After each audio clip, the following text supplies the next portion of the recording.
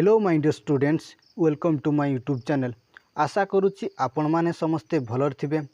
पिला माने आज आमे बड़पण कविताटी अति सहज एवं प्रांजल भाव में पढ़ा। तेणु जो मैंने मो चैनल रे नुआ अछंती चैनल टी को लाइक करंतु, शेयर करंतु एवं सब्सक्राइब करी बेल आइकन को प्रेस करंतु, जहाँ फल जितेबले मु वीडियो अपलोड करी आपण मानक पाखरे सर्वप्रथम नोटिफिकेशन पहुँची जिवो। चलतु आउ समय को अतिबाहित नकरी कविता उपर को फेरी जावा।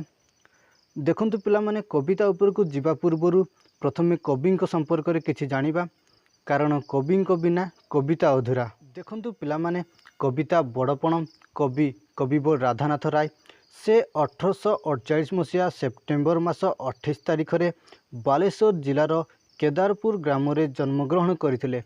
पिता थिले सुंदर नारायण राय एवं माता थिले तारिणी दासी। कविवर राधानाथ राय ओडिया आधुनिक काव्य साहित्यर प्रथम कवि भाव से पाश्चात्य और भारतीय साहित्य उभयर अध्ययन और अनुशीलन करी आपणार काव्य कवितार प्रतिफलित करथिले। तेणु तांको साहित्य को प्राच्य और पाश्चात्यर समन्वय बोली गवेषक माने मत दियंती। राधानाथ राय ओडिशा माटीर जड़े सुयोग्य संतान थिले।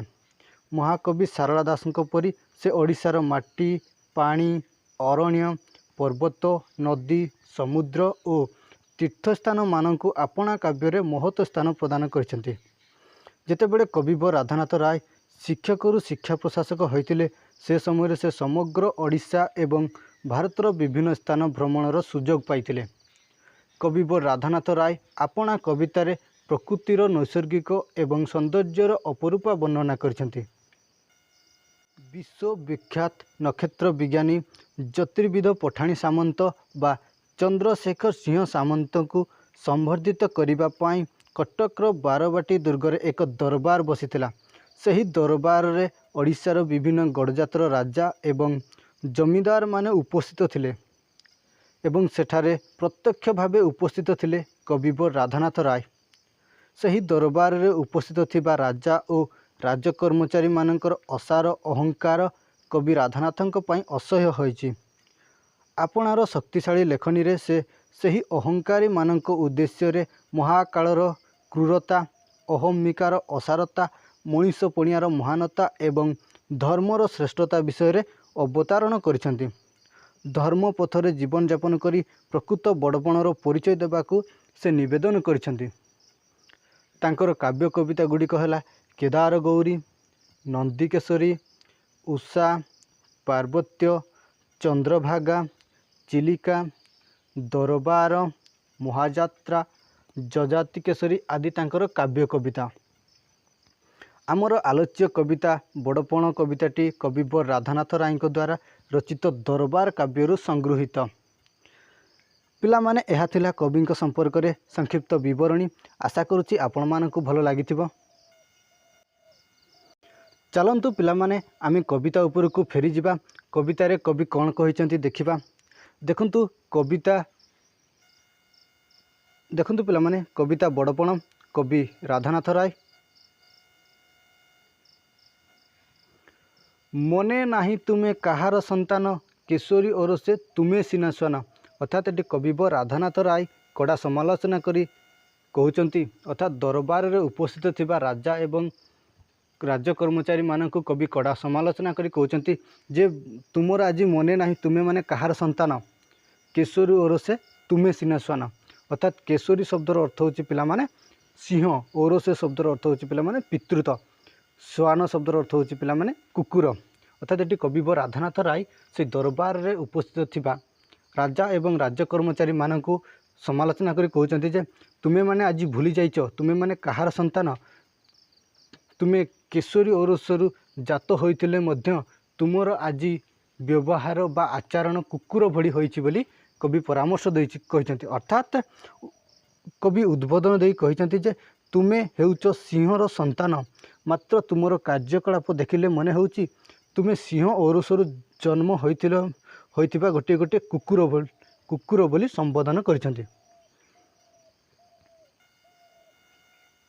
आ कौन कहते ना पूर्व पुरुषर प्रतिष्ठा विशाल बिकी भांगी खाऊथिबो केते काल।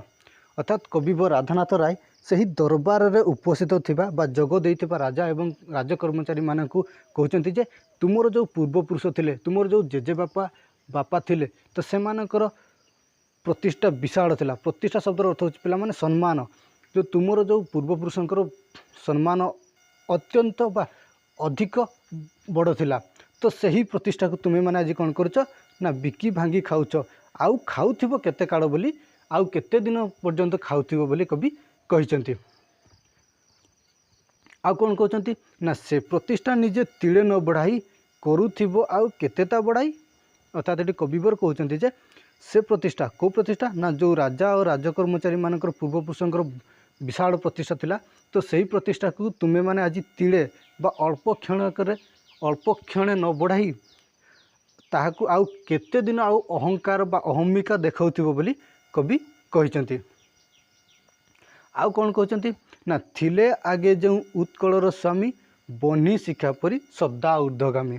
अर्थात जो आगरू जो उत्कलर राजा माने थिले बा ओडिशार राजा माने थिले से माने बन्ही शिक्षा परी सदा ऊर्ध्वगामी थिले। अर्थात बन्ही जेपरी, बन्ही शब्दर अर्थ होछि पिला माने निया, निया जेपरी ऊपर एमिति जळिले ऊपर उठी जाए, ठीक सेमिति तांकर मध्य से माने मध्य ऊपर को उन्नति अग्रसर करुथिले। तो सेही परी से माने सदा सर्वदा अग्रगति आड़कू जाउथिले। आ कौन कहते ना तुमे होई सेही वंशर संतति जलधारा परी हेलो अधगति।